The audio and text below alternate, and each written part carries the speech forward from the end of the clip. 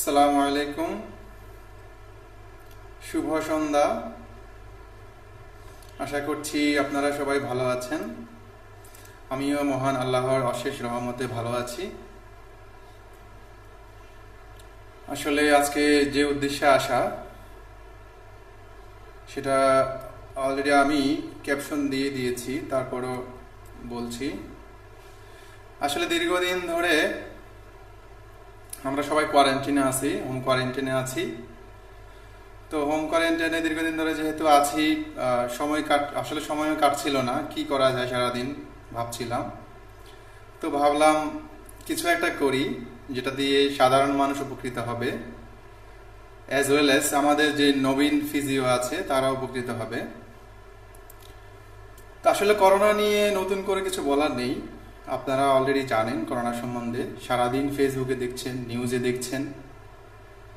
তো নতুন করে করোনার যে ভয়াবহতা সেটা নিয়ে নতুন করে কিছু আসলে বলার নেই।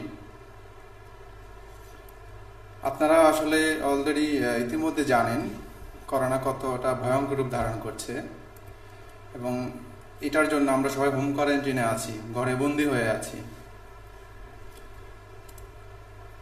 তো ঘরে বন্দি হয়ে যেহেতু আছি, আমাদের ফিজিক্যাল যে স্ট্যাটাস সেটা ইনঅ্যাক্টিভ হয়ে আছে। আমরা ইনঅ্যাক্টিভ হয়ে আছি, অ্যাক্টিভ নেই।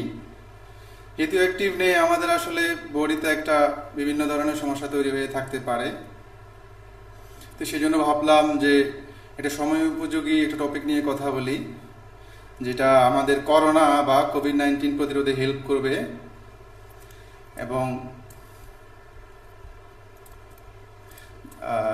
সবার আগে আমি একটা জিনিস বলতে চাই, আমাদের যে রেসপিরেটরি ডিজিজগুলো হয় বা রেসপিরেটরি যদি কোনো সমস্যা থাকে, সেটা আমরা কিভাবে বুঝবো? আপনি বা আপনার কি রেসপিরেটরি সিস্টেম ভালো আছে কিনা সেটা আপনি কিভাবে বুঝবেন? সেটা বোঝার জন্য আসলে আমরা বলি যে ইউজুয়ালি রেসপিরেটরি ডিজিজ আছে কিনা সেটা বোঝার জন্য আমরা 5টা মেজর সাইন দেখি বা সিমটমস আমরা রোগীদের থেকে শুনে থাকি। যেমন প্রথমটা হচ্ছে breathlessness, cough, sputum, haemoptysis, wheeze, chest pain. Breathlessness বলতে আসলে শর্ট অফ ব্রেথ হয়ে যায়, অর্থাৎ আমাদের যে দ্রুত নিঃশ্বাস নিতে হয়, আমাদের খুব ঘন ঘন নিঃশ্বাস নেই, আমরা খুব দ্রুত নিঃশ্বাস নেই, সেটা হচ্ছে ব্রেথলেসনেস। কফ বা কাশি, স্পুটাম বা যে আমাদের থুতুর সাথে যে শ্লেষ্মা বের হয় সেটা হচ্ছে স্পুটাম বলি। এছাড়া হেমোপটাইসিস বলতে যে মুখ দিয়ে বা নাক দিয়ে আমাদের যে রক্ত যাওয়া, সেটাকে আমরা হেমোপটাইসিস বলি। এবং হুইস হচ্ছে যে একটা সাউন্ড, শাঁসা একটা সাউন্ড হয় আমাদের নিঃশ্বাস নেওয়ার সময়, ফেলার সময়। এবং চেস্ট পেইন হয়, বুকে ব্যথা হয়। এই 5টা জিনিস যদি থাকে তাহলে 5টা বা তার কম বা একটাও থাকতে পারে, যদি থেকে থাকে তাহলে ধরে নেবেন যে আপনার রেসপিরেটরি সিস্টেমে সমস্যা আছে। এবং যদি না থেকে থাকে তাহলে ধরে নেবেন যে আপনার রেসপিরেটরি সিস্টেমে কোনো সমস্যা নেই। এছাড়া আরও কিছু অ্যাক্সেসরি বা বিবিধ কারণে আমাদের রেসপিরেটরি ডিজিজের সিমটমস দিয়ে রাখে, সেগুলো হচ্ছে ফিভার থাকতে পারে, আমাদের জ্বর থাকতে পারে, মাথা ব্যথা থাকতে পারে, পেরিফেরাল এডেমা, হাত অথবা পা ফুলে থাকতে পারে। তো এই যে কয়েকটা সিমটমস শুনে আমরা বুঝতে পারি আসলে আমাদের রেসপিরেটরি ডিজিজ আছে কিনা বা আমাদের রেসপিরেটরি সিস্টেমটা ওকে আছে কিনা। এখন যদি আমাদের রেসপিরেটরি সিস্টেমে যদি সমস্যা থাকে, সেটার জন্য আমরা দেখব কি করণীয় আছে।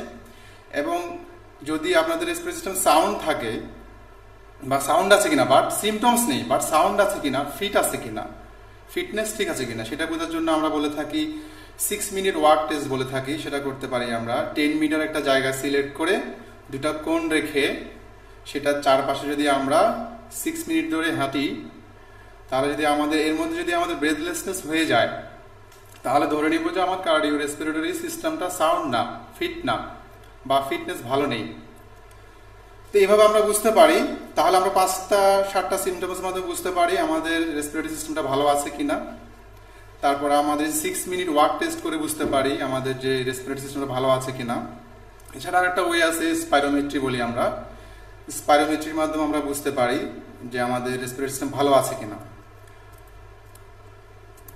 তো এখন যদি মনে করেন আপনার রেসপিরেটরি সিস্টেম দেখা গেল যে 6 মিনিট ওয়াক টেস্টে আপনার রেসপিরেটরি সিস্টেম ভালো নেই, তাহলে আপনি কি করণীয় আছে আমাদের। এবং যাদের সিমটমসগুলো পাওয়া যাচ্ছে, তাদের কি করণীয় সেগুলো নিয়ে আমরা আজকে আলোচনা করব।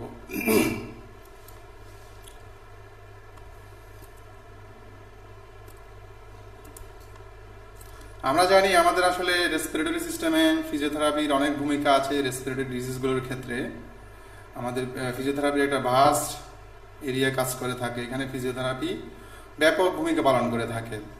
তো সেগুলোই আমরা দেখব। এছাড়া কিছু মাস্কুলোস্কেলেটাল কজের কারণে আমাদের রেসপিরেশনের সমস্যা হয়ে থাকতে পারে। যেমন অনেক সময় আমাদের যেমন এই রিবসের যে জয়েন্টগুলো আছে মেরুদণ্ডের সাথে, সেই জয়েন্টগুলো যদি আমাদের অ্যাডিশন হয়ে থাকে অথবা স্টিকি হয়ে থাকে, সেক্ষেত্রে আমাদের রেসপিরেশনে সমস্যা করে থাকতে পারে। যেমন টিট সিনড্রোম থাকলে আমাদের রেসপিরেশনের সমস্যা হয়ে থাকতে পারে। এছাড়া আমাদের বিভিন্ন সার্জিক্যাল কজের কারণে আমাদের রেসপিরেশনের সমস্যা হয়ে থাকে। আফটার সার্জারি আমাদের কি হয়, মাসেলগুলো স্প্যাজম হয়ে থাকতে পারে। যেমন স্টার্নোটমি করলে, থোরাকোটমি, এই ধরনের সার্জিক্যাল ইনসিশন যদি আমাদের থোরাক্সে বা রিব কেজের আশেপাশে করা হয়, তখন আমাদের দেখা যায় যে, এবং পোস্ট সার্জিক্যাল পরবর্তী সময়ে আমাদের কি হয়, মাসেলসগুলো স্পাজম হয়ে যায়। তখন আমরা এই স্পাজমের কারণে আমরা প্রপার এক্সপানশন করতে পারি না চেস্টের, তখনও দেখা যায় যে আমাদের রেসপিরেশনের সমস্যা হয়ে থাকে। সরি, এটা যান্ত্রিক ত্রুটির জন্য।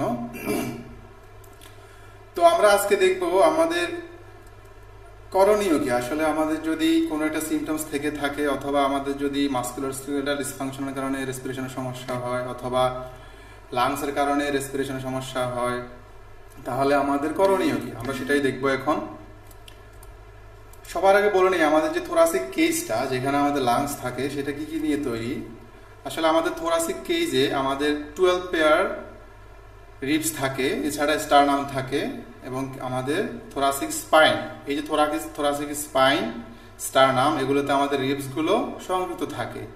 এই যে স্টারনাম এবং থোরাসিক স্পাইনে রিবসগুলো অ্যাটাচ হয়ে, সংযুক্ত হয়ে আমাদের থোরাসিক কেজটা তৈরি হয়ে থাকে। এবং কিছু মাসেলস থাকে যেগুলো আমাদের এই থোরাসিক কেজটাকে সামনে পিছনে প্রসারিত করে, সাইডে প্রসারিত করে, ভার্টিক্যাল ডায়ামিটার চেঞ্জ করে, এন্টেরিয়র পোস্টেরিয়র ডায়ামিটার চেঞ্জ করে, ট্রান্সভার্স ডায়ামিটার চেঞ্জ করে। এই ধরনের কিছু আমাদের মাসেলস আছে যেগুলো আমাদের রেসপিরেশনে হেল্প করে। কিছু আছে ইনস্পিরেটরি মাসেলস, যেমন সবচেয়ে মেজর যে ইনস্পিরেটরি মাসেলস সেটা হচ্ছে ডায়াফ্রাম। এরপরে যে মেজর মাসেলস আছে সেটা হচ্ছে স্কেলেনি মাসেলস, স্টারনোক্লিডোমাস্টয়েড মাসেলস, তারপরে হচ্ছে আমাদের এক্সটার্নাল অবলিক মাসেলস। এই যে চারটা মেইন মেজর মাসেলস, এগুলো আমরা নিঃশ্বাস নিতে আমাদের হেল্প করে। যখন আমরা নিঃশ্বাস নেই তখন আমাদের হেল্প করে। এরপরে আমাদের কিছু মাসেলস আছে যেগুলো হচ্ছে এক্সপিরেটরি মাসেলস বলা হয়, যেগুলো আমরা নিঃশ্বাস ছাড়ার সময় হেল্প করে। যখন আমরা নিঃশ্বাস ছাড়ার সময় আমাদের এই মাসেলসগুলো হেল্প করে থাকে। তেমন কিছু মাসেলস হচ্ছে আমাদের এই যে internal oblique, abdominal muscles, rectus abdominis, external oblique, এছাড়া ট্রান্সভার্সাস অ্যাবডোমিনিস। এই মাসেলসগুলো আমাদের এক্সপিরেশন অর্থাৎ শ্বাস ছাড়ার সময় কাজ করে। প্রথমে যেগুলো বলেছি সেগুলো হচ্ছে শ্বাস নেওয়ার সময় কাজ করে থাকে।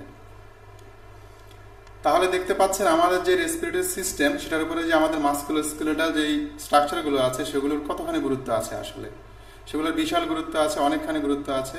আপনারা দেখতেই পাচ্ছেন, আমি যে বললাম যে আমরা যখন নিঃশ্বাস নেই আমাদের এখানে তিনটা ইফেক্ট কাজ করে। থোরাসিক ক্যাভিটিটা, থোরাসিক কেজটা তিনভাবে কাজ করে থাকে। একটা হচ্ছে যে থোরাসিক কেজটা মাসেলসগুলো আমাদের টেনে সামনে পিছনে ডায়ামিটারটাকে চেঞ্জ করে। একটা হচ্ছে সাইড টু সাইড চেঞ্জ করে, একটা হচ্ছে ভার্টিক্যাল ডায়ামিটার চেঞ্জ করে। তাহলে দেখতে পেলেন আপনারা আমাদের মাসেলসগুলো কিভাবে কাজ করে থাকে। এবং বলা হচ্ছে যে আমাদের ব্রেথলেসনেস অনেক সময় কেন হয়। আমাদের মাসেলের যখন লেংথটা ঠিকভাবে থাকে না, অথবা মাসেল ফ্লেক্সিবল থাকে না, অথবা আমাদের মাসেলের টোন বা টেনশনটা ঠিকভাবে থাকে না, অথবা মাসেল ফ্যাটিক থাকে, এইসব কারণে আমাদের ব্রেথলেসনেস হয়। এটা একটা প্যাথোফিজিওলজি। এই তিনটা জিনিস হলেও কিন্তু ব্রেথলেসনেস হয় আমাদের। এছাড়া অনেকগুলো ফ্যাক্টর আছে। আমাদের রেসপিরেটরি রিসেপ্টরসগুলো অ্যাক্টিভেট হয়, সেন্ট্রাল রেসপিরেটরি সেন্টারটা অল্টার হয়ে যায়, এইসব কারণে আমাদের ব্রেথলেসনেস হয়। তো সেই কারণে যেহেতু দেখতে পাচ্ছেন আপনারা যে মাস্কুলোস্কেলেটাল সিস্টেমটা অনেক ভাইটাল রোল প্লে করে আমাদের রেসপিরেশনের ক্ষেত্রে, তো সে কারণে আজকে আমরা আসলে আসা, সেগুলো আপনাদের শেখানোর জন্য আসা, শেয়ার করার জন্য আসা। আজকে আমরা এখন দেখব কিভাবে আমাদের এই যে মাসেলসগুলো আছে সেগুলোকে কীভাবে অ্যাক্টিভেট করা যায় সেটা আমরা দেখব। প্রথম হচ্ছে আমাদের যে মাসেলসটা আছে স্কেলিনি মাসেলস এবং স্টার্নাকুলার মাসেলস, এটা আমাদের গলায় থাকে। হয়তো আপনাদের কোয়েশ্চেন আসতে পারে গলার মাসেলস কিভাবে রেসপিরেশনে হেল্প করে। আসলে আমাদের যে গলার দুইটা মাসেলস আছে স্টার্নাকুলার মাসেলস, স্কেলিনি মাসেলস, তারা ইন্সপিরেশনের সময় অর্থাৎ নিঃশ্বাস নেওয়ার সময় তারা থোরাসিক ক্যাভিটিটাকে উপরের দিকে লিফট করে, অর্থাৎ ভার্টিক্যাল ডায়ামিটার চেঞ্জে হেল্প করে থাকে। এরপরে আমরা এখন যেহেতু বললাম আমাদের ব্রেথলেসনেস অনেক সময় মাসেল ফ্যাটিক থাকলে, মাসেল লেংথ যদি নর্মাল না থাকে, মাসেল টোন যদি নর্মাল না থাকে, সে কারণে আমাদের ব্রেথলেসনেস হয়ে থাকে, আমাদের নিঃশ্বাস নিতে কষ্ট হয়। তো সে কারণেই আমরা দেখব এখন কিভাবে আমরা সেই মাসেলসগুলোকে ফ্লেক্সিবল করব। প্রথমে আমাদের যে দুইটা মাসেলস স্কেলিনি এবং স্টার্নাকুলার মাস্টাইড সেটাকে আমরা এই যে মাথাটাকে সাইড ফ্লেকশন করে এই যে এখানে ধরে সাইড ফ্লেকশন করে আমরা এই যে স্কেলিনি মাসেলস, স্টার্নাকুলার মাসেলস এটাকে আমরা ফ্লেক্সিবল করতে পারি। এরপরে আমরা যে এক্সটেনশন করলে আমাদের স্টার্নাকুলার মাসেলসটা ফ্লেক্সিবল হয়ে থাকে। যেহেতু কেন ফ্লেক্সিবল আমরা করাবো, ফ্লেক্সিবল না করলে আসলে আমাদের ব্রিদিং প্রপারলি হবে না। আমরা সবাই কি করি, শুরুতেই থোরাসিক এক্সপ্যানশন এক্সারসাইজগুলো শেখানো শুরু করি, রেসপিরেটরি এক্সারসাইজ বা চেস্ট ফিজিওথেরাপি শুরু করে দেই। কিন্তু যদি আমাদের প্রপার থোরাসিক এক্সপানশন না হয়, ভার্টিক্যালি, ট্রান্সভার্সলি, তারপর এন্টেরিয়র পোস্টেরিয়র বা সামনে পিছনে যদি প্রপার এক্সপানশন না হয়, তাহলে আপনি কিভাবে চেস্ট ফিজিওথেরাপি করবেন অথবা ডিপ ব্রিদিং এক্সারসাইজ করবেন। ডিপ ব্রিদিং এক্সারসাইজ করানোর আগে আমাদেরকে মাসেলগুলো প্রপার ফ্লেক্সিবল করতে হবে। ফ্লেক্সিবল করার পরে যদি আমরা এক্সারসাইজ করি তখন গিয়ে আমাদের সেটা ভালো কাজে দিবে এক্সারসাইজগুলো। আদারওয়াইজ তো আমি এক্সপানশনই করতে পারবো না যদি আমার মাসেল টাইট থাকে। তো সে কারণেই বলছি আমরা প্রত্যেকটা দেখাবো যে মাসেলসগুলো কিভাবে ফ্লেক্সিবল করা যায়। তো প্রথমে আমরা দেখলাম যে এখানে দুইটা মাসেলস থাকে স্কেলিনি মাসেলস, স্টার্নাকুলার মাস্টাইড, সেটা হচ্ছে আমরা সাইড ফ্লেকশন করলে এবং হাত দিয়ে টান দিলে আমাদের দুইটা মাসেলস স্ট্রেচ হবে। এছাড়া আমাদের নেকটাকে যদি আমরা এক্সটেনশন করি সেক্ষেত্রে আমাদের এই যে ইনস্পিরেটরি দুইটা মাসেলস অ্যাক্টিভেট হবে। এরপরে কিছু মাসেলস আমাদের থোরাক্সে থাকে যেগুলো ইন্সপিরেশনে হেল্প করে। এটা বলেছিলাম ডায়াফ্রাম থাকে, এই যে জিফয়েড প্রসেসের নিচে থাকে। আর একটা হচ্ছে যে আমাদের এক্সটার্নাল অবলিক, এই দুইটা মাসেলস আমরা একটু ফ্লেক্সিবল করে নিব। তো এটা ফ্লেক্সিবল করার ওয়ে হচ্ছে যে আমরা যদি দুইটা হাত উপরে রেখে সাইড ফ্লেকশন করি তাহলে যে আমাদের যে ডায়াফ্রাম আছে ডায়াফ্রামটা স্ট্রেস হবে এবং এক্সটার্নাল অবলিক মাসেলসটা স্ট্রেস হবে। এটা একটা করতে পারি আমরা সাইড ফ্লেকশন। আরেকটা হচ্ছে আমরা থোরাসিকটাকে এক্সটেনশন করতে পারি। এভাবে রেখে আমরা থোরাসিকটাকে যদি এক্সটেনশন করি সেক্ষেত্রে আমাদের ডায়াফ্রামটা স্ট্রেচিং হবে, সাথে এক্সটার্নাল অবলিক এই মাসেলসগুলো স্ট্রেচিং হবে। তাহলে আরেকটা ওয়ে হচ্ছে আপনি যদি রোটেশন করি, আমরা যদি একটা চেয়ারকে ধরে এই হাত দিয়ে রোটেশন করি, থোরাক্সকে রোটেট করার চেষ্টা করি, সেক্ষেত্রে ওই আমাদের মাসেলসগুলো স্ট্রেচিং হবে। তাহলে এইভাবে আমাদের থোরাসিক কেজে যে মাসেলসগুলো আছে ইনস্পিরেটরি মাসেলস বা নিঃশ্বাস নেওয়ার সময় যে মাংসগুলো কাজ করে সেগুলোকে আমরা স্ট্রেচিং করতে পারি। এটা হচ্ছে সাইড বেন্ডিং, রোটেশন, আর এটা হচ্ছে যে থোরাসিক এক্সটেনশন বা থোরাক্সটাকে সোজা করে আমরা এভাবে প্রসারিত করতে পারি, আমাদের মাসেলগুলোকে লেংথেনিং করতে পারি। যখন আমাদের এই যে লেংথেনিংগুলো হয়ে যাচ্ছে স্টেপ বাই স্টেপ, এই গলার দুই একটা মাসেলস ছিল আমাদের নেকে থাকে, সেগুলোকে স্ট্রেচিং করলাম, ডায়াফ্রামটাকে স্ট্রেচিং করলাম, এক্সটার্নাল অবলিকটাকে স্ট্রেচিং করলাম। এখন এরপরে গিয়ে আমরা আসলে যে চেস্ট ফিজিওথেরাপি সেটা শুরু করতে পারি বা আমরা ব্রিদিং এক্সারসাইজ শুরু করতে পারি। তো আমাদের আসলে ব্রিদিং এক্সারসাইজ অনেক ধরনের আছে, অনেকগুলো আছে। তো সেটার মধ্যে আমি মোস্ট কমন এবং মোস্ট ইফেক্টিভ কয়েকটা আলোচনা করব। যেমন আমাদের দেখা যাচ্ছে যে আমাদের থোরাক্সে অনেক কিছু করা যায়, আসলে ফিজিওথেরাপিতে অনেক কিছু করা যায়। যেমন মোবিলাইজেশন করা যায়, কিছু রিল্যাক্স পজিশনে রেখে দিয়ে আমরা ব্রিদিংটাকে ইমপ্রুভ করতে পারি। এছাড়া এয়ারওয়ে ক্লিয়ারেন্স টেকনিক্স আছে, gravity assisted positioning, that is যেটাকে বলা হয় পশ্চারাল ড্রেনেজ করতে পারি আমরা, পারকাশন করতে পারি আমরা, শেকিং, ভাইব্রেশন, অসিলেটরি মুভমেন্ট করতে পারি, কম্প্রেশন করতে পারি। এছাড়া অটোজেনিক ড্রেনেজ করতে পারি। তারপর অসিলেটরি পজিটিভ এক্সপিরেটরি প্রেশার টেকনিকটা আমরা অ্যাপ্লাই করতে পারি। তারপরে অনেক সময় দেখা যায় যারা খুব ঘন ঘন কাশি দেয় তাদের ক্ষেত্রে কি হয়, আমাদের ইনকন্টিনেন্স হয়, স্ট্রেস ইনকন্টিনেন্স, সেটার জন্য আমরা কেগেল এক্সারসাইজ করতে পারি অথবা পেলভিক ফ্লোর মাসলসগুলোকে আমরা স্ট্রং করতে পারি। এরপরে যেটা ইনসেন্টিভ স্পাইরোমেট্রি দিয়ে আমরা এক্সারসাইজ করতে পারি, গ্লসোফেরিঞ্জিয়াল ব্রিদিং করতে পারি। এরপরে আমরা যদি চেস্ট পেইন থাকে সেক্ষেত্রে আমরা টেন্স অ্যাপ্লাই করতে পারি, আকুপাংচার অ্যাপ্লাই করতে পারি। টেন্সটা আসলে দেখা যাচ্ছে যে 2500 বছর পূর্বে মিশরে দেখা গেছে একটা ইলেকট্রিক ফিশ দিয়ে একটা শক দিত বা কারেন্ট দিত বডিতে, সেভাবে পেইনটা কমানো হতো, সেখান থেকে আসলে এই যে টেন্সটা আসা। আর একটা হচ্ছে আমরা নিডল অ্যাপ্লাই করতে পারি, আকুপাংচার বা ড্রাই নিডল বলে থাকি, সেটা উইদাউট টেন্স অ্যাপ্লাই করতে পারি অথবা উইদাউট স্টিমুলেশন অথবা স্টিমুলেশন দিয়েও আমরা টেন্সটাকে অ্যাপ্লাই করতে পারি। তো এই ছিল আমাদের অনেকগুলো আসলে টেকনিক। তো এর মধ্যে আমরা যে মোস্ট কমন টেকনিক সেটা আমি দেখাবো আপনাদেরকে। এর মধ্যে মোস্ট কমন টেকনিক হচ্ছে, সেটা হচ্ছে আমরা বলে থাকি এসিবিটি বা active cycle of breathing technique. এটা হচ্ছে পৃথিবীর সবচেয়ে ইফেক্টিভ আসলে breathing exercise, active cycle of breathing technique. এটা আসলে 3টা কম্পোনেন্ট দিয়ে তৈরি। একটা হচ্ছে থোরাসিক এক্সপানশন এক্সারসাইজ, তারপরে আবার ব্রিদিং কন্ট্রোল বা নর্মাল ব্রিদিং নিব, এরপরে আমরা হাফিং করব, অর্থাৎ ফোর্স প্রেসার দিব আমরা, ফোর্স এক্সপিরেটরি প্রেসার দিব, যেটাকে আমরা হাফিং বলে থাকি। তো এটা একটা সাইকেল আকারে করে আসলে। প্রথমে থোরাসিক এক্সপানশন করে 3 সেকেন্ড ধরে রেখে আবার আমি ছেড়ে দিব, এরপরে নর্মাল ব্রিদিং নিব অর্থাৎ ব্রিদিং কন্ট্রোল করব, তারপর আমি হাফিং করব, হাফিং করার পরে আবার 2টা নর্মাল ব্রিদিং করব, আবার আমরা থোরাসিক এক্সপানশনে চলে আসবো। এভাবে করে একটা সাইকেল তৈরি হয়, এটাকে বলা হয় active cycle of breathing technique. এটা হচ্ছে সবচেয়ে ইফেক্টিভ চেস্ট ফিজিওথেরাপিতে, মানে চেস্ট ফিজিওথেরাপি বলতে পারি আমরা, বা এটা সবচেয়ে কার্যকরী এক্সারসাইজ চেস্ট ফিজিওথেরাপিতে অ্যাপ্লাই করা হয় যেটা। তো আমি আপনাদেরকে একটু করে দেখাই, অ্যাক্টিভ সাইকেল অফ ব্রিদিং টেকনিকটা একটু আপনাদেরকে করে দেখাচ্ছি। এটা একটা সাইকেল কেন বলা হয়, আমরা বারবার এই জিনিসটাকে রিপিট করলে এটা একটা সাইকেল হয়ে যায়, এই কারণে বলা হয় active cycle of breathing technique. এটা আমরা সারা জীবনই পড়ে আসছি, সেটা কি আমরা একটু করে দেখি। প্রথমে নাক দিয়ে জোরে নিঃশ্বাস নিব, 3 সেকেন্ড ধরবো, মুখ দিয়ে আস্তে আস্তে ছাড়বো, এরপরে আবার নর্মাল ব্রিদিং নিব একবার, যেটাকে বলা হয় ব্রিদিং কন্ট্রোল। এরপরে হাফিং বা বার্থডে কেকে যেরকম ফু দেয়, হাফিং ফু দিব, এরপরে আবার 2বার নর্মাল ব্রিদিং নিব।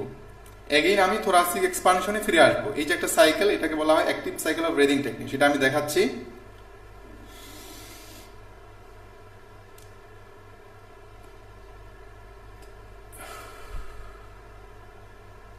এখন নর্মাল ব্রিদিং নিচ্ছি একবার, এরপরে মোমবাতির মতো ফু দিব 2বার, এরপরে আবার 2বার নর্মাল ব্রিদিং নিব, ব্রিদিং কন্ট্রোল বলা হয় এটাকে। 2বার নর্মাল ব্রিদিং শেষ আমার, এগেইন আমি থোরাসিক এক্সপানশন করব, নাক দিয়ে নিব,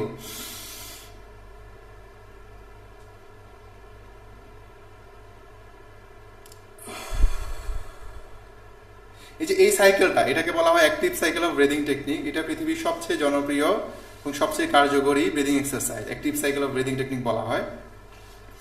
এরপরে বলা হচ্ছে আসলে আর কিছু এখানে কোয়েশ্চেন অনেকে আসতে পারে, যেমন অ্যাক্টিভ সাইকেল অফ ব্রিদিং এ আমরা কেন হোল্ড করি। আসলে হোল্ডটা করি আমরা যখন 3 সেকেন্ড হোল্ড করি, তখন আমাদের প্রত্যেকটা লাংয়ের সেগমেন্টে আমাদের যে ব্রঙ্কাসগুলো আছে বা ব্রঙ্কিউলগুলো আছে সেখানে পৌঁছে যায়। এই 3 সেকেন্ড হোল্ড করি পৌঁছানোর জন্য, প্রত্যেকটা ব্রঙ্কিওলে যাতে বাতাসগুলো, এয়ারগুলো, অক্সিজেনগুলো পৌঁছে যায়, এই জন্য হোল্ড করা হয়, প্রত্যেকটা সেগমেন্টে যাতে যায়, সেই কারণে 3 সেকেন্ড হোল্ড করা হয়। আর টোটাল সাইকেলটা হবে 2বার, অ্যাক্টিভ সাইকেল অফ ব্রিদিং এর টোটাল সাইকেলটা হবে 2বার হবে।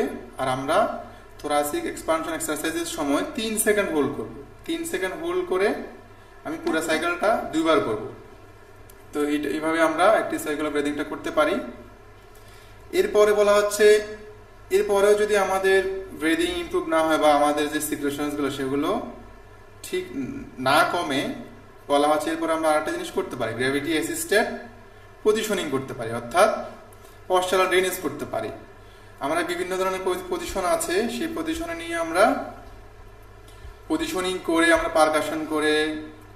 পারকাশন বা ক্ল্যাপিং করে অথবা ভাইব্রেশন করে, শেকিং করে আমরা আমাদের সিক্রেশনসগুলোকে বের করে নিয়ে আসতে পারি।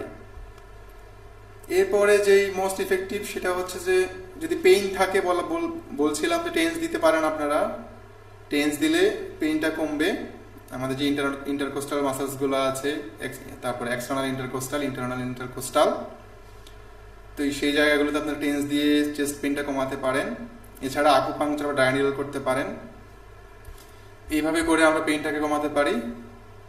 তো এখন আপনাদেরকে আমি কিছু পজিশনস দেখাবো যেভাবে আপনারা শোল্ডারটাকে মোবিলাইজ করতে পারবেন।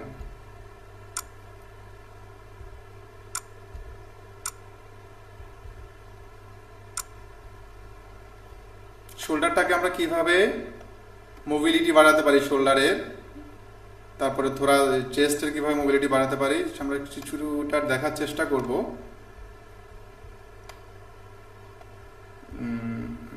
এই যে দেখেন, এটাকে বলা হয় থোরাক্সের মোবিলাইজেশন। একটু দেখাচ্ছি আপনাদেরকে।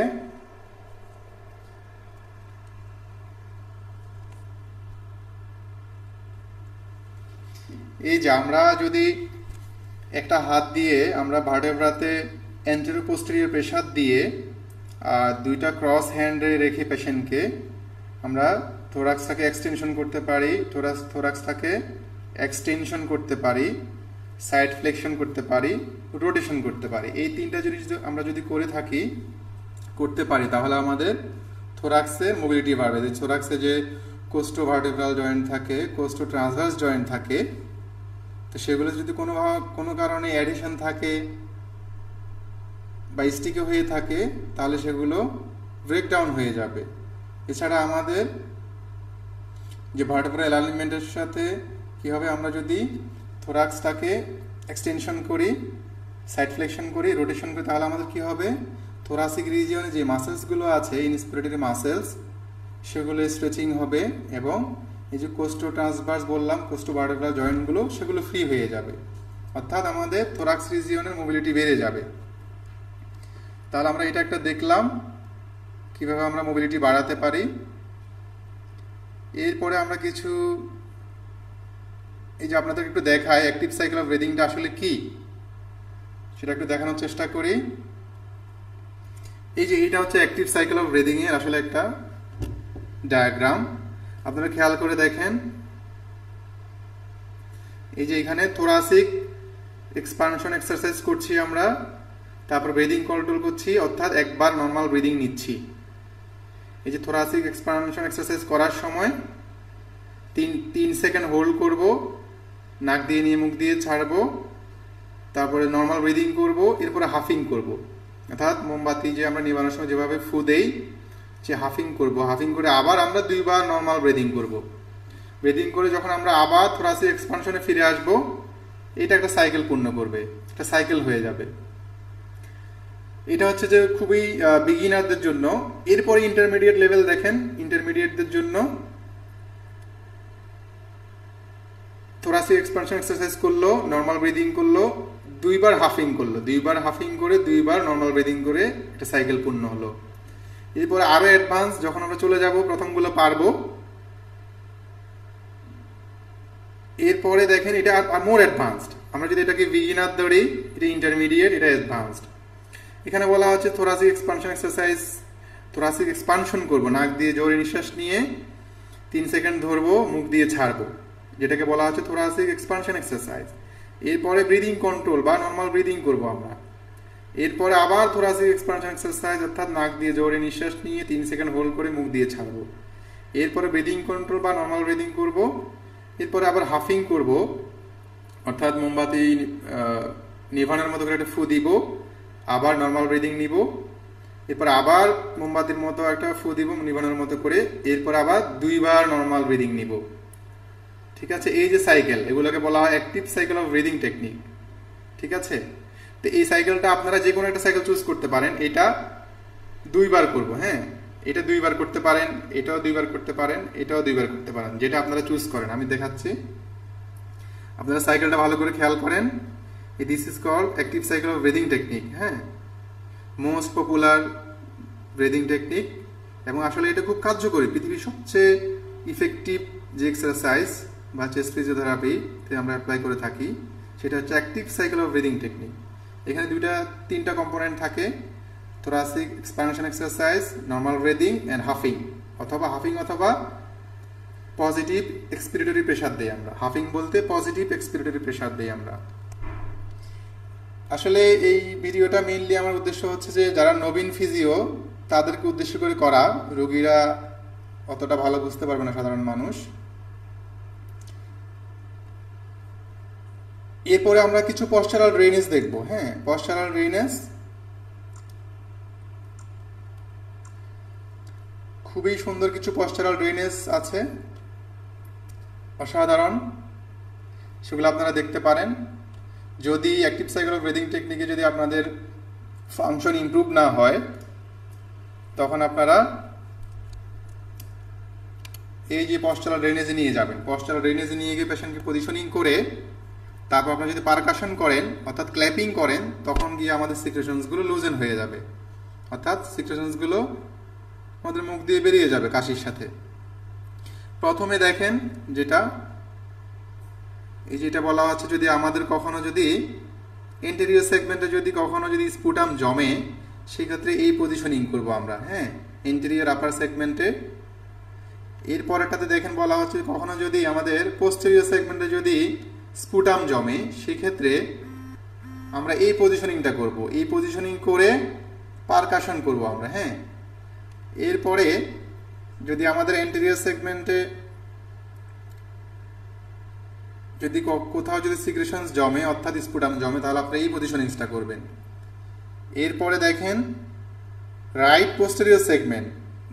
রাইট পোস্টেরিয়র সেগমেন্টে যদি কারো কোথাও স্পুটাম জমে, এই যে একটা রেড মার্ক দেখতে পাচ্ছেন সেখানে স্পুটাম বা সিক্রেশনস আছে, তা আপনি এই পজিশনিং করবেন, 10 মিনিট পজিশনে রাখবেন এবং পারকাশন করতে পারেন। এরপরে আমরা দেখতে পাচ্ছি পোস্টেরিয়র সেগমেন্টে অ্যাগেইন দেখতে পাচ্ছি কি পজিশনিং থাকবে ইন্টেরিয়র সেগমেন্টে।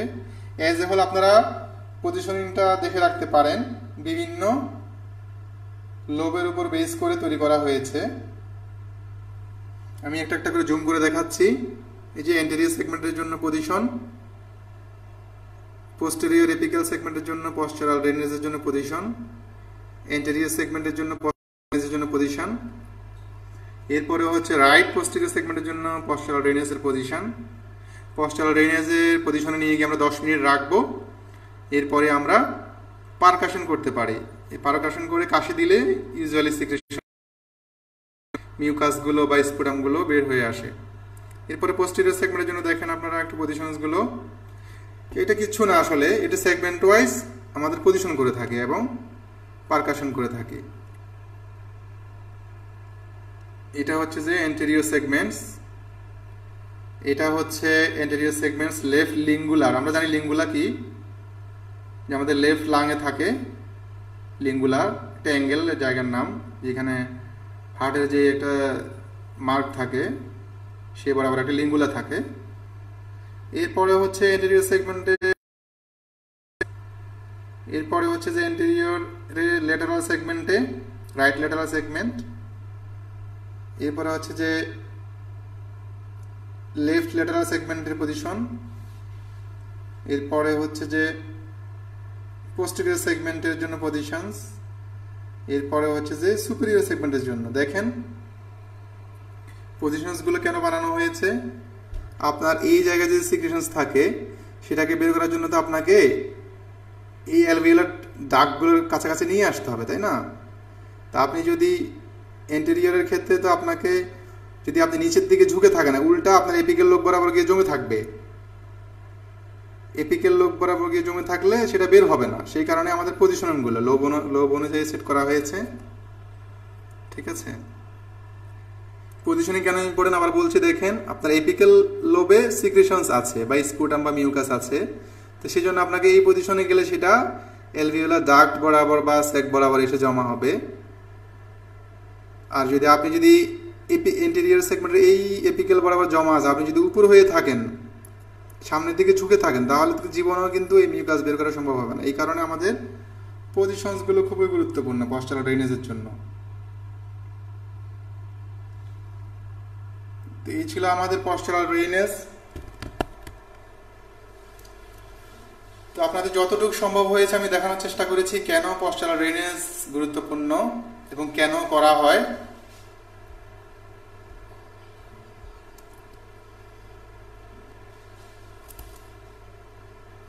তো আমি আবার বলছি, আমাদের চেস্টের ফাংশনকে ইমপ্রুভ করার জন্য আমাদের যে সমস্ত রেসপিরেটরি এক্সারসাইজ আছে তার মধ্যে মোস্ট কমন হচ্ছে যে আমি যে মোবিলাইজিং এক্সারসাইজ, থোরাক্স রিজিয়নটাকে মোবিলাইজ করার জন্য কিছু এক্সারসাইজ আছে, থোরাক্সটাকে এক্সটেনশন করা, সাইড ফ্লেকশন করা এবং রোটেশন করা। এই রোটেশন যখন করবেন তখন থোরাক্স রিজিয়নের আশেপাশের সমস্ত মাসেলসগুলো ফ্লেক্সিবল হয়ে যায়। এছাড়া যখন ভার্টেব্রাতে প্রেসার দিয়ে এক্সটেনশন করাবেন তখন ভার্টেব্রার সাথে যে কোস্টো ট্রান্সভার্স জয়েন্ট থাকে, তারপরে কোস্টো ট্রান্সভার্স, কোস্টো ভার্টেব্রা জয়েন্টসগুলো থাকে, সেগুলোতে যদি কোনো অ্যাডহেশন থাকে বা স্টিকি হয়ে থাকে সেগুলো ব্রেকডাউন হয়ে যায়। যে স্ট্রেচিং করতে পারি আমরা প্রত্যেকটা মাসেলস ধরে ধরে, স্ট্রেচিং করলে আমাদের মাসেলসগুলো ফ্লেক্সিবল হয়ে যাবে। তারপর গিয়ে আমরা চেস্ট এক্সারসাইজ করতে পারি। আপনার মাসেল জয়েন্ট স্টিকি হয়ে আছে, আপনার মাসেলসের প্রপার লেংথ নাই, তাহলে আপনি কিভাবে চেস্ট ফিজিওথেরাপি ভালোভাবে করাতে পারবেন বা কিভাবে কার্যকরী হবে? আপনি যদি মাসেলস টাইট থাকে, জয়েন্ট টাইট থাকে, তাহলে আপনার যখন এক্সারসাইজ করাবেন সেটা ইফেক্টিভ হবে না। তা আমাদের প্রথমত কাজ হবে মোবিলাইজেশন করানো, যে কোস্টো ভার্টেব্রাল, কোস্টো ট্রান্সভার্স এই জয়েন্টগুলোকে মোবিলাইজ করে ফ্রি করা, মাসেলসগুলোকে স্ট্রেচিং করে ফ্রি করা। দেন আমরা এই যে বিভিন্ন ধরনের চেস্ট ফিজিওথেরাপির জন্য বা ব্রিদিং এক্সারসাইজ করতে পারি। যেমন আমি বলছিলাম যে সবচেয়ে কমন হচ্ছে active cycle of breathing technique, যেটা আমি অলরেডি দেখিয়েছি আপনাদেরকে কিভাবে করতে হয়। এরপর আমাদের কিছু পজিশন আছে, যে পজিশনে নিয়ে গেলে পেশেন্ট এমনিতেই ইজিলি নিঃশ্বাস নিতে পারে। এরপরে বললাম আমরা অ্যাডভান্স, যখন এরপরেও দেখা যাচ্ছে আপনার সিক্রেশনস আছে, বের হচ্ছে না, তখন আমরা গ্র্যাভিটি অ্যাসিস্টেড পজিশনে নিয়ে গিয়ে পস্টারাল ড্রেনেজ করতে পারি। 10 মিনিট রেখে আমরা পারকাশন করতে পারি, পারকাশন করে সিক্রেশনসগুলো বের করতে পারি। এরপরে কারো যদি চেস্ট পেইন থাকে অথবা সেক্ষেত্রে আমরা টেন্স ইউজ করতে পারি, আকুপাংচার ইউজ করতে পারি। এগুলো আসলে ইংল্যান্ডে ব্যবহার করে তারা সুফল পেয়েছে, ইংল্যান্ডেরই একটা টেক্সট বুক থেকে নেওয়া। তারা টেন্সের কথা বলেছে, টেন্স অ্যাপ্লাই করতে পারেন, যে আমাদের থোরাসিক রিজিয়নের যে মাসেলসগুলো আছে বা যেই জায়গায় পেইন সেখানে আপনি টেন্স ইউজ করতে পারেন, আকুপাংচার বা ড্রাই নিডলটা ইউজ করতে পারেন। তো এই ছিল আজকে আমাদের আলোচনা। জানি না কে কতটুকু উপকার পেয়েছেন বা উপকৃত হয়েছেন। যদি উপকার পেয়ে থাকেন তাহলে আপনারা এটা শেয়ার করতে পারেন। আমরা যারা শেষে জয়েন করেছেন তারা হয়তো অনেকে ধরতে পারেননি। আমি শুরুতেই বলেছিলাম আপনার রেসপিরেটরি সিস্টেমটা ফিট আছে কিনা আপনি কিভাবে বুঝবেন। বোঝার ওয়ে হচ্ছে আমরা 5টা সিমটম আছে কিনা আপনি চেক করে দেখবেন। আপনার যে ব্রেথলেসনেস, অর্থাৎ আপনি কি দ্রুত নিঃশ্বাস নেন, আপনার কি কাশি আছে দীর্ঘদিন ধরে, আপনার কি দীর্ঘদিন ধরে কফ আছে, আপনার কি রক্ত যায় মুখ দিয়ে, হেমোপ্টাইসিস হয়, আপনার কি এটা গড়গড় শব্দ হয় বা বুকে ব্যথা হয়, জ্বর হয়, হেডেক হয়, এই যে সিমটমগুলো, অথবা হাত পা ফুলে যাচ্ছে, এই সিমটমগুলো যদি থাকে, কোনো একটা উপস্থিত থাকে, তাহলে ধরে নেবেন যে আপনার রেসপিরেটরিতে বা ফুসফুসে সমস্যা আছে। যদি না থাকে তাহলে ধরে নেবেন যে আপনার ফুসফুসটা ভালো আছে। এছাড়া আর একটা বোঝার ওয়ে হচ্ছে 6 মিনিট ওয়াক টেস্ট বলি আমরা। 10 মিনিটের একটা জায়গা সিলেক্ট করে দুই পাশে 2টা মার্ক রাখবেন। এই এরিয়ার মধ্যে আপনি 6 মিনিট ধরে হাঁটবেন। এই 6 মিনিট ধরে হাঁটার সময় যদি আপনি ব্রেথলেস হয়ে যান, তাহলে ধরে নিতে হবে আপনার কার্ডিও রেসপিরেটরি ফাংশন ঠিক নেই, অর্থাৎ আপনার রেসপিরেটরি সিস্টেমটা সাউন্ড না, ফিট না। সেক্ষেত্রে আপনাকে কন্ডিশনিং করতে হবে, এই যে চেস্ট ফিজিওথেরাপি বা ব্রিদিং এক্সারসাইজ করতে হবে। এরপরে আমরা বলছি, এরপরে কিছু মাস্কুলোস্কেলেটাল কন্ডিশন থাকে যেগুলোর কারণে আমাদের রেসপিরেশনে সমস্যা হয়ে থাকে। যেমন বলেছিলাম জয়েন্ট রেস্ট্রিকশন হয়, পেইন হয়, অনেক সময় আমাদের পোস্ট সার্জিক্যাল কন্ডিশনের কারণে বা থোরাসিক ইনসিশনের কারণে আমাদের মাসেলসগুলো স্পাজম বা স্টিফ হয়ে যায় বা টাইটনেস হয়ে যায়। সেগুলোর কারণে আমাদের রেসপিরেশনের সমস্যা হয়, যেমন স্টার্নোটমি, থোরাকোটমি, এসব কারণে অনেক সময় আমাদের রেসপিরেটরি মাসেলসগুলো স্প্যাজম হয়ে যায় বা টাইট হয়ে যায়। সেক্ষেত্রে আমাদের করণীয় হচ্ছে আগে জয়েন্ট এবং মাসেলসকে ফ্রি করে নিয়ে দেন আমরা চেস্ট ফিজিওথেরাপি এক্সারসাইজ শুরু করবো বা ব্রিদিং এক্সারসাইজ শুরু করবো। তখন গিয়ে জিনিসটা আসলে ইফেক্টিভ হবে, কার্যকরী হবে। তো আমি শুরুতে দেখিয়েছিলাম কীভাবে আমাদের যে মাসেলসগুলোকে ফ্রি করা যায় বা জয়েন্টগুলোকে ফ্রি করা যায় সেটা আমরা দেখেছি। এরপরে আমরা দেখেছিলাম এই সবচেয়ে কার্যকরী যে exercise active cycle of breathing technique সেটা কীভাবে করতে হয় সেটা আমরা দেখেছি। এরপরে দেখেছিলাম আমরা কিছু পস্টাল ড্রেনেজ, স্পুটাম বা মিউকাসকে ক্লিয়ার করার জন্য, সিক্রেশনসকে ক্লিয়ার করার জন্য যে পজিশনে নিয়ে গিয়ে আমরা পারকাশন করতে পারি। এরপরে বলেছিলাম যে চেস্টে যদি পেইন থাকে আমরা টেন্স বা আকুপাংচার অ্যাপ্লাই করতে পারি। তো এই ছিল আমাদের আসলে আজকের আলোচনা। আপনি চেক করে দেখতে পারেন আপনার লাংস ঠিক আছে কিনা। আপনি চেক করে দেখেন আপনার কি দ্রুত শ্বাস নিতে হয় কিনা, অর্থাৎ ব্রেথলেসনেস আছে কিনা, ঘন ঘন নিঃশ্বাস নিতে হয় কিনা, আপনার কি কাশি আছে কিনা দীর্ঘমেয়াদী, আপনার কি স্পুটাম আছে কিনা, অর্থাৎ কাশি দিলে কি আপনার যে শ্লেষ্মা নির্গত হয় কিনা, আপনার মুখ দিয়ে কি রক্ত যায় কিনা, আপনার হুইজ বা একটা শাঁসা বা গড়গড় সাউন্ড হয় কিনা, আপনার বুকে ব্যথা হয় কিনা, আপনার জ্বর আছে কিনা, আপনার মাথা ব্যথা আছে কিনা, আপনার হাত বা পা ফুলে যাচ্ছে কিনা। এই জিনিসগুলো যদি না থাকে আপনার রেসপিরেটরি সিস্টেম সাউন্ড বা ভালো আছে ধরে নেওয়া যায়। এরপরেও এই সিমটমসগুলো নাই, তারপর কি এই যে আপনার ফিটনেস ঠিক আছে কিনা সেটা আমরা চেক করে থাকি। 6 মিনিট ওয়ার্ক টেস্ট বলেছি আমি, যে একটা 10 মিটার জায়গা সিলেক্ট করে নিয়ে দুই পাশে দুইটা পয়েন্ট রাখা হয়। এই পয়েন্ট দুটো চারপাশে আমরা 6 মিনিট ধরে হাঁটি। 6 মিনিট ধরে হেঁটে যদি আপনি ব্রেথলেস না হন তাহলে আপনার রেসপিরেটরি সিস্টেম ওকে আছে। আর যদি 6 মিনিট ওয়াকিং টেস্ট করে যদি আপনি ব্রেথলেস হয়ে যান তাহলে ধরে নিতে হবে আপনার রেসপিরেটরি সিস্টেমটা ভালো নেই। সেক্ষেত্রে আপনাকে এই ব্রিদিং এক্সারসাইজ শুরু করতে হবে। ব্রিদিং এক্সারসাইজ শুরু করার করণীয় হচ্ছে মোবিলাইজ করা, মাসেলসগুলোকে ফ্রি করে নেওয়া। ওকে সম্মানিত দর্শক, এই ছিল আজকে আমার আলোচনা। আশা করি আপনারা বুঝতে পেরেছেন। জানি না কতটুকু কি শেয়ার করতে পেরেছি, উপকার করতে পেরেছি কিনা। আপনারা যদি উপকৃত হয়ে থাকেন তাহলে আপনারা শেয়ার করতে পারেন। আর যদি কোনো কোয়েশ্চেন্স থাকে তাহলে আপনারা কমেন্টে লিখতে পারেন। ইউজুয়ালি আমাদের ব্রিদিং এক্সারসাইজ করার সময় অনেকের মাইন্ডে কোয়েশ্চেন আছে, সেগুলো আমি দেওয়ার চেষ্টা করেছি। কতক্ষণ আমরা হোল্ড করব? ইউজুয়ালি নিয়ম হচ্ছে 3 সেকেন্ড হোল্ড করা ব্রিদিং করার সময়, এবং সাইকেলটা হবে 2 বার। 2টা সাইকেলে করব আমরা এক্সারসাইজগুলো, আর 3 সেকেন্ড হোল্ড করে আমরা এক্সারসাইজ করব। এর বেশি না, দিনে 3 থেকে 4 বার করতে পারি, সকাল, দুপুর, বিকাল, রাত। আর সাইকেলটা হবে 2 বার, আর হোল্ডিং টাইম হবে 3 বার। প্রত্যেকবার আমরা নাক দিয়ে নিঃশ্বাস নিয়ে 3 সেকেন্ড হোল্ড করব, 3 সেকেন্ড হোল্ড করে মুখ দিয়ে ছাড়বো। এভাবে আমরা 2 বার সাইকেলটা করব। যদি আপনাদের কোনো কোয়েশ্চেন্স থাকে আপনারা জানাতে পারেন। ইতিমধ্যে আমাদের সাথে অনেকে জয়েন হয়েছেন। আমাদের স্যার রাইসুল স্যারা জয়েন করেছে স্টেট কলেজের, আপনাকে অনেক ধন্যবাদ জয়েন করার জন্য। আমার ফ্রেন্ড জয়েন করেছে অনুপম দাস, তোকেও স্বাগতম।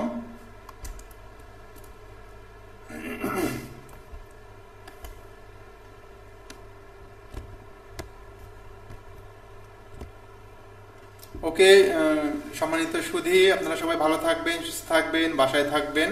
আর যদি সম্ভব হয় আপনার রেসপিরেটরি সিস্টেম ঠিক আছে কি না ভিডিওটা শুনে চেক করে নেবেন। যদি ঠিক থাকে তাও করতে পারেন, যদি ঠিক না থাকে তাহলে তো অবশ্যই করতে হবে, যে এক্সারসাইজগুলো অবশ্যই কন্টিনিউ করতে হবে। আর যাদের অলরেডি যারা এফেক্টেড তাদের তো বলার অপেক্ষা রাখে না, তারা করতেই হবে। যারা অলরেডি বিভিন্ন রেসপিরেটরি সমস্যায় ভুগছেন তাদের এক্সারসাইজগুলো দিনে 3-4 বার করতে হবে। যে নিয়মগুলো আমি বলে দিয়েছি সেই নিয়মগুলো মেনটেন করে। যারা এখনও এফেক্টেড হননি তারাও প্রিভেনশনের জন্য করতে পারেন, যাতে আপনি ভবিষ্যতে হলেও খুব দ্রুত রিকভার করতে পারেন। সেই কারণে আপনি করতে পারেন, অর্থাৎ প্রতিরোধের জন্য করতে পারেন। আর বিশেষ করে যারা বের হয়, যারা বিভিন্ন হেলথ প্রফেশনাল যারা আছেন, যারা ঘর থেকে বের হয়, যাদের অ্যাটাক হওয়ার সম্ভাবনা বেশি, তারা করতে পারেন। বিশেষ করে যারা ব্যাংকার বা doctor, health professional, doctor, physio, যারা আইসিইউতে কাজ করছেন এবং যাদের বেশি বেশি বাইরে যেতে হয়, তাদের যদি কোনো এই যে রেসপিরেটরি সিমটমসগুলো না থাকে বা সমস্যাগুলো না থাকে, তারপরেও আপনারা করতে পারেন, যাতে বাইরে গেলে না হয়, হলেও দ্রুত আপনি রিকভার করতে পারেন। আপনার যদি রেসপিরেটরি সিস্টেমটা সাউন্ড থাকে, ভালো থাকে, তাহলে আপনার হলেও কিন্তু আপনি খুব দ্রুত বা ভালোভাবেই রিকভার করে আসতে পারবেন।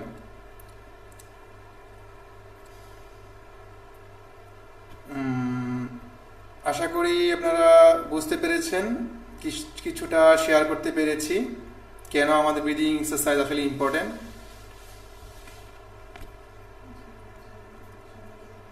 তো আপনারা যারা আমার সাথে যুক্ত হয়েছেন, যারা সময় দিয়েছেন, তাদের সবাইকে ধন্যবাদ।